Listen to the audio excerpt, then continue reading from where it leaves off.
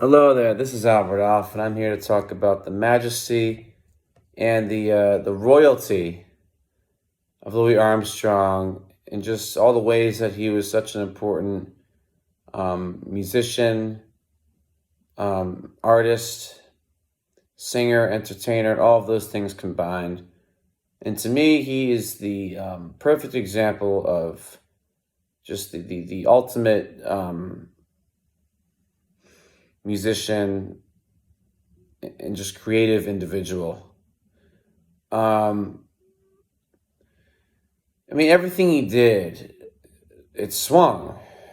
His records, the first records he made in Chicago with his Hot Fives and his Hot Sevens, the stuff he did with King Oliver, Fate Marble on the riverboats. Louis, he had a very humble beginning, growing up poor and winding up in the Colored Waifs home after shooting off his stepfather's gun. But then he gets the trumpet lessons there that help him get started with good trumpet technique and lay a foundation for his musical career. And then he plays in the band at that school and meets other musicians as well. It's all good. All of Louis Armstrong's stuff swung. It was all of quality. And I reject the notion that his creativity declined or that he sold out at any point. He didn't sell out. And it's an offensive statement to proclaim something that is not true. The truth is, Louis Armstrong swung harder than anyone because he taught the world how to swing. And okay, his music might have had a commercial appeal, but that's because it was good. It was good quality music, so why wouldn't it have a commercial appeal? And during the time he came up, if something had a commercial appeal, it usually meant it was high quality. It was artistic taste during the classic era, as we know, was very selective. It wasn't like today where any Joe Schmo or any jerk can make it as a musician, even if they have no talent or no actual skill as a musician. They have to rely on auto-tune and other things like that.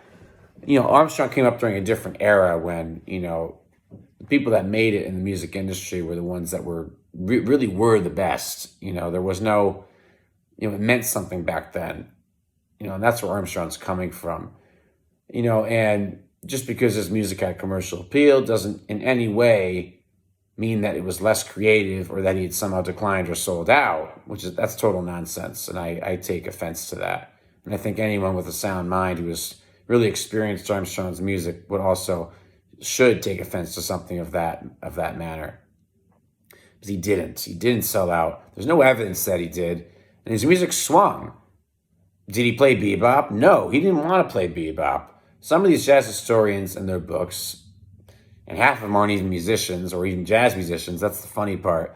Some of these jazz historians want to say that Armstrong couldn't really, even if he had wanted to play bebop or play those changes, he couldn't really do it. Nonsense. Armstrong could have played anything he wanted, okay? Listen to his early records, listen to Hotter Than That. Okay, Strutting with Some Barbecue. Listen to his lines. Listen to the West End Blues intro. He could have played bebop if he wanted to easily, okay? He just didn't, that wasn't what he wanted to do. He didn't want to start doing all this really, high velocity, really notey stuff. Charlie Parker wanted to do it. Dizzy Gillespie wanted to do it. That's fine. But Armstrong didn't want to go down that route of just like playing a lot of notes and losing the traditional element of jazz, which is connected to the dance and connected to just the idea of just basically feeling good and entertaining people and entertaining yourself while you're doing it, but also making quality music that's art music at the same time. Armstrong was a master of that, of combining art music with the vernacular folk tradition and doing a nice hybrid of both at the same time. And most of his music has that quality. All of it does. It has that art music quality, that sophisticated quality, but it's also got that earthy, groovy element where you can really tap your foot to what he's doing and it hits you right in here in your heart. Whereas a lot of modern jazz, one could argue, or the bebop and beyond stuff, bebop and then going forward from there, It's good music, but a lot of it is more cerebral. It's harder to feel and hear sometimes. And that's the point people like me try to make and others. And some jazz historians, they look at it too left brain, like too mathematical, like, oh, he wasn't doing bebop, so therefore he must not have been as creative, or he must have declined as a result. It's not that he didn't want, it's not that he couldn't. Look, he could have played bebop if he wanted to. Armstrong is Armstrong. Don't kid yourself. He could have played it if he wanted to. He chose not to. It just didn't fit what he was trying to do. He wanted to keep do the traditional, accessible, dance-oriented style of jazz, which is great. And it's also combined with the art music tradition. It's both. It's art music and it's folk music. It's both, which is great. That's what's great about it. And he said it himself, all music is folk music. I ain't heard no horse sing no song. It's true. It's all folk music, and it's all coming from there. And there's also the blues, too. And Armstrong knew how to play the blues. That's why it's called the West End Blues, right? There's the Dipper Mouth Blues. Okay, there's the St. Louis Blues, the one he did with Sidney Bechet. The other versions, okay? All these blues tunes, jazz and blues. But then a lot, that's the thing. And his later records swing really hard. I mean, even his big band recordings. Some of these jazz historians try to put down his big band work and say the band was not even at the mediocre level. But look, that big band he had in the early 30s was also pretty swinging and pretty groovy. I mean, were the other musicians on Armstrong's level? No, they weren't. It doesn't matter. They played their role. They supported Armstrong, and they allowed for some really swinging tracks to be made. And that's really good stuff, especially the St. Louis Blues track with the Louis Armstrong Orchestra. Also, Rockin' Chair is really great, Lazy River. And sure, the band might sound a little corny. Some of the players might sound a little stiff, but Armstrong is on top, and it just makes it happen. And it shouldn't be discredited, that stuff. And also, his All-Stars made some great records throughout his whole career up until his death in 1971. All those live All-Star albums, live at Newport, the Panama concert, there's the one from 1947 at Symphony Hall. All these great all-star records that Armstrong made. But the Newport one is excellent, and even the he appears in the movie Jazz on a Summer's Day with that audio. You can get the record too and just listen to it. But you can also watch it on YouTube and find it there. But that stuff really swings, and Armstrong was a master at taking a few notes. You can hear him do this in Tiger Rag, in the live versions of Tiger Rag. He takes a few notes, and he makes them swing harder than anything. He could just take 2 notes and make them groove for 5 minutes. He doesn't need much, and then he's dueling with the trombone player, and they're trading these, Armstrong's blasting these high notes and making them swing, and trombone player's doing some call and response stuff with them. It's just like, the whole idea of jazz, it's supposed to be this music of freedom, but also it's supposed to have a fun vibe to it. It's supposed to be fun, energetic, but in a way that still makes sense and is melodic, too. Armstrong was melodic. He never lost the melody. He never threw that out. Armstrong always played melodically, but he also played rhythmically, too. He did both. And he never veered from the melody too much to the point where you didn't know what tune he was playing. And there's a beautiful art to that, and I think most modern jazz musicians can learn from that. A lot of times people throw out the melody and don't really give it much attention. They might state the melody for a quick few seconds during the head. And sometimes during the head in, they don't even play the melody in its entirety, which is kind of a disservice to the melody. Armstrong loved the melody. And that's what I learned when I was a freshman at the conservatories. You got to love the melody. And amen to that. Armstrong loved all the melodies. He played the melodies well, and then he jazzed up those melodies. And then he soloed too. He did it all. He added to the music. And all these historians who want to pick a bone with him and say that he declined creatively, that he sold out.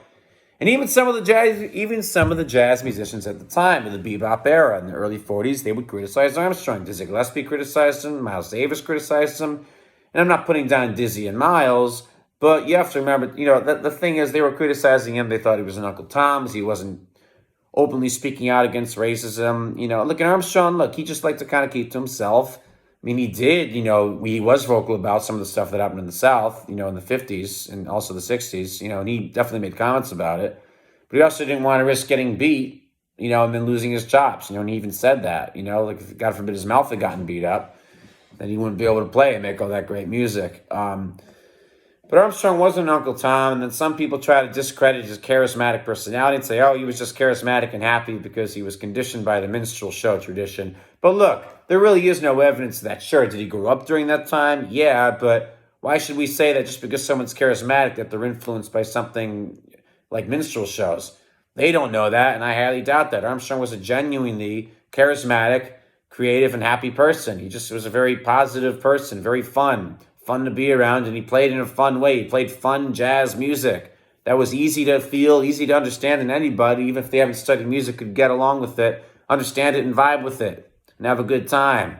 Armstrong was a master. He could speak to anybody. He knew how to speak to everyone, whether they're a trained musician or not, whether they're a doctor or a lawyer, or whether they're a janitor. He could speak to anybody with his music, and he still does. And you can't say that for a lot of the other jazz musicians in the 20th century. That's my opinion.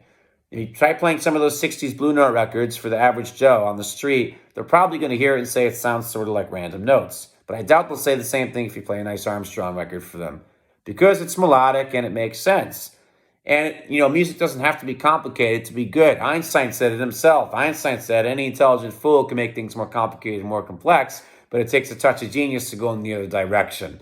So that's my whole perspective on this. I think the jazz historians who put Armstrong down, say he declined creatively, call him an Uncle Tom, or this or that he suffered from blah, blah, blah, blah, blah, or he was conditioned by minstrels, or this or that, or he sold out, or he didn't do this, or he couldn't play bebop, or he didn't play bebop because he couldn't. It's all nonsense. It's all BS. Armstrong could play anything he want, and Miles Davis even said it himself. There's nothing that anyone can do that Armstrong hasn't already done, okay? So there it is, all right? And even Dizzy Gillespie ended up becoming more lighthearted as he went on. He became a little more charismatic and silly as he played, and he embraced the idea where it's like you can be a musician and an entertainer at the same time. There's nothing wrong with being an entertainer. It's a great thing. It's fulfilling, and it's fun.